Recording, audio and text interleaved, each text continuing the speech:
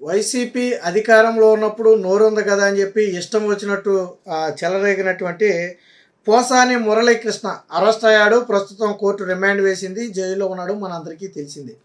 అయితే రిమాండ్ నుంచి బయటపడటం కోసం పోసాని మురళీకృష్ణ ఒక అద్భుతమైన డ్రామాను ఆడాడు. కానీ పాపం అటు పోలీసులు ఇటు వైద్యులు దాన్ని పసిగట్టేశారు. ఏంటి ఆ డ్రామా అంటే బహుశా మెడికల్ ఫిట్నెస్ పేరుతో మెడికల్ని అడ్డం పెట్టుకుని బెయిల్ తీసుకుని బయటికి రావాలనుకున్నాడేమో తెలియదు. కానీ డాక్టర్ నాకు గుండె నొప్పి, అమ్మో కడుపు నొప్పి వస్తుందని చెప్పి కాసేపు, గుండె నొప్పి వస్తుందని చెప్పి కాసేపు, తర్వాత ఒకవేళ నాకేమన్నా క్యాన్సర్ అటాక్ అయిందేమోనని చెప్పి కాసేపు, ఇలా రకరకాల కారణాలు చెప్పి అంటే వైద్యులను కూడా ఒక రకంగా కన్ఫ్యూజ్ చేయటం.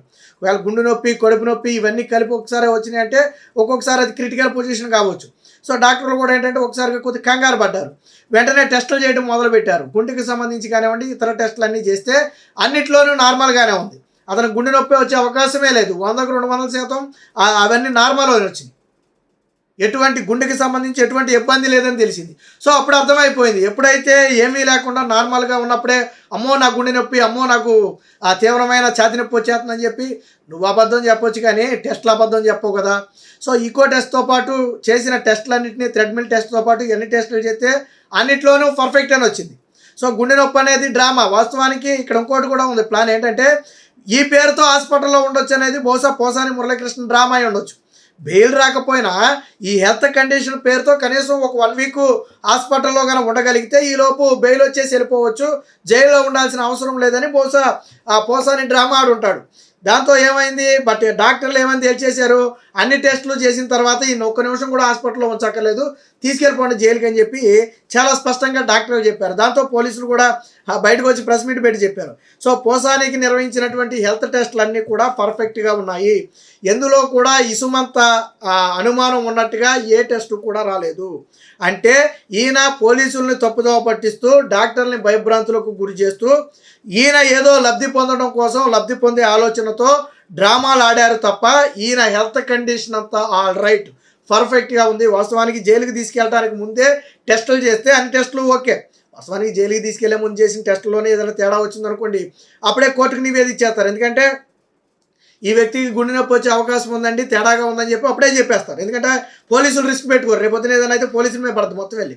కానీ ఇక్కడ ఏమీ రాలేదు కాబట్టే కోర్టు కూడా మెడికల్ రిపోర్ట్లు అంతా పర్ఫెక్ట్గా ఉంది కాబట్టి రిమాండ్ వేసేసింది. రిమాండ్ వేసేసిన తర్వాత ఆడినటువంటి డ్రామాలు ఇవి. కడుపు నొప్పి, గుండె నొప్పి, ఈ పోసాని లాంటి వాళ్ళకి ఎంత కరం పట్టిందో చూడండి. ఆ రోజు ఒరే లంబడి కొడక దగ్గర మొదలు పెడితే లుచ్చాదాకా అనేక పదాలు వాడాడు. 1 కాదు 2 కాదు, సరే ఆయన మాట్లాడినవని మనం మాట్లాడలేం, అర్థం పర్థం లేకుండా మాట్లాడాడు. పైగా ఏమని చెప్తాడు, ఇప్పుడు సజ్జల రామకృష్ణారెడ్డి స్క్రిప్ట్ ఇచ్చేసి చదివాను అన్నాడు. సజ్జల రామకృష్ణారెడ్డి అశుద్ధం తినమంటే తింటావా? సజ్జల రామకృష్ణారెడ్డి అశుద్ధం తినమంటే తింటావా?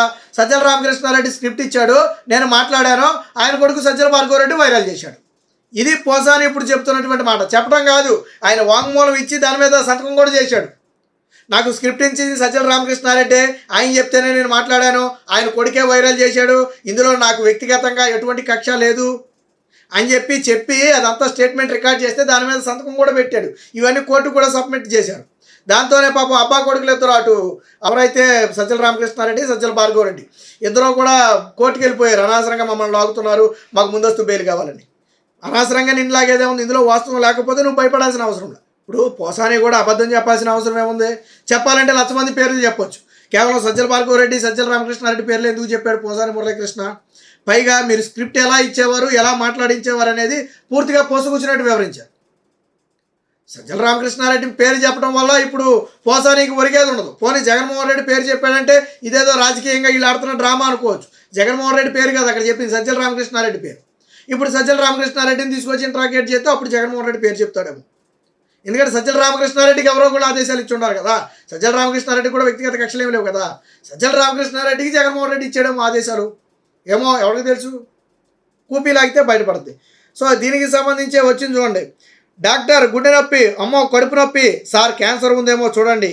కడప రిమ్స్లో పోసాని ఆపసోపాలు, 3 గంటల పాటు వైద్య పరీక్షల నిర్వహణ, ఏమీ లేదని తేల్చేసిన వైద్యులు, ఆసుపత్రిలో ఉంచక్కర్లేదు, జైలుకు తీసుకువెళ్ళొచ్చని సూచించిన వైద్యులు. దీంతో మళ్ళీ తిరిగి జైలుకి అయితే తీసుకెళ్లారంటే పాపం పోసాని మురళీకృష్ణ 3 గంటల పాటు ఆపసోపాలు పడి ఆడిన డ్రామా మొత్తం కూడా ఒకసారిగా బెడ్స్ కొట్టింది. అటు పోలీసులు ఇటు డాక్టర్లు ఇద్దరిని తప్పుదోవ పట్టించాలనుకున్నాడు. ఒక రకంగా కోర్టును కూడా తప్పుదోవ పట్టించాలనుకున్నాడు. కానీ మొత్తంగా కూడా బెడిసి కొట్టింది. చేసిన పాపం ఉత్తినే వదిలిపెట్టదు. ఆ రోజు కాళ్ళు ఎగరేసుకుంటా చూసుకుందాంరా, తేల్చుకుందాంరా, నువ్వెంత నేనెంత, నువ్వు జగన్మోహన్ రెడ్డిని మాట్లాడే స్థాయి అనేది అని ఆ కుటుంబంలో వ్యక్తిగత విషయాలు, సరే రాజకీయ విమర్శలు కొంతవరకు ఓకే, సరే రాజకీయాలు ఇవన్నీ కామన్ లైన్ వదిలేయచ్చు. బట్ కుటుంబం విషయాలు, పెళ్ళిళ్ళ గురించి పోసాని మురళీకృష్ణ మాట్లాడినంతగా ఎవరు మాట్లాడాలి? పవన్ కళ్యాణ్ గురించి. పవన్ కళ్యాణ్ పెళ్ళిళ్ళ గురించి ప్రధానంగా రచ్చ చేసి దాన్ని సోషల్ మీడియాలో వైరల్ చేసి ఆ తర్వాత మరొక 10 మంది మాట్లాడేటట్టు చేసినటువంటి వ్యక్తే పోసాని మురళీకృష్ణ. పవన్ కళ్యాణ్ పేరు ఎత్తితే ముందు పిల్లల పేరు తీసేవాడు. పవన్ కళ్యాణ్ పేరు ఎత్తితే ముందు వాళ్ళ భార్యల పేర్లు తీసేవాడు. వాస్తవానికి రాజకీయాలకు కుటుంబాలకు సంబంధం లేదు. నువ్వు పవన్ కళ్యాణ్ని డైరెక్ట్గా ఎన్నైనా విమర్శించు, తప్పులేదు. కానీ ఆ కుటుంబాన్ని ఆల్రెడీ పవన్ కళ్యాణ్కు ముందు పెళ్ళైన భార్యల్ని వీళ్ళందరినీ వాళ్ళు కూడా గతంలో ఇలాంటి వాటిలో మమ్మల్ని లాగొద్దని ఇండైరెక్ట్గా కౌంటర్ ఇచ్చిన సందర్భాలు కూడా ఉన్నాయి పోసాని మురళీకృష్ణకు. వాళ్ళెవరో పవన్ కళ్యాణ్ మీద వ్యతిరేకత లేరు కదా, లీగల్గా జరిగిన ప్రాసెస్ అది. పవన్ కళ్యాణ్ ఎవరిని మోసం చేయలే, ఎవరికి అన్యాయం చేయలే, లీగల్గా జరిగినటువంటి ప్రాసెస్ అది కదా. మరి ఎలాగా వాళ్ళ వ్యక్తిగత జీవితాల గురించి మాట్లాడారు? మరి భారతీరెడ్డి గురించో షర్మిల గురించో ఈరోజు మాట్లాడితే వైసీపీ వాళ్ళు ఊరుకుంటారా? సరే, షర్మిల అంటే స్వయంగా జగన్మోహన్ రెడ్డి తిట్టిస్తున్నాడు, భారతీరెడ్డి తిట్టిస్తుందని చెప్పి స్వయంగా షర్మిలే చెప్పింది అనుకుంటే అది వేరే విషయం.